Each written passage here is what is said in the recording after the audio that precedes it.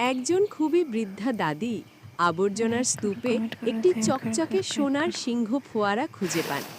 তিনি সেটি তুলে নিয়ে নিজের ঘরের দিকে হাঁটতে শুরু করেন।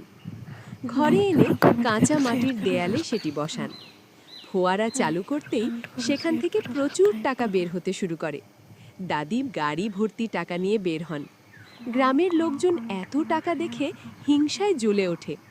দাদি সেই টাকা দিয়ে একটি বিলাসবহুল বাড়ি কিনে ফেলেন। নিজের স্বপ্নের বাড়িতে গিয়ে আনন্দে নাচতে থাকেন। এরপর আবার সিংহ ফোয়ারা চালু করলে আরও এক গাড়ি টাকা বের হয়। দাদি সেই টাকা গরিবদের দান করে দেন। দুটি চোর সব কিছু দেখে দাদিকে তাড়া করে। দাদি বাড়িতে ফিরে যান। চোরেরা জানালা দিয়ে উঁকি মারে। দাদি আবার ফোয়ারা চালু করলে প্রচুর টাকা বের হতে থাকে। এটা দেখে চোরেরা ভয় পেয়ে যায়। দাদি ঘুমিয়ে পড়তেই তারা সিংহ ফোয়ারা নিয়ে পালিয়ে যায়।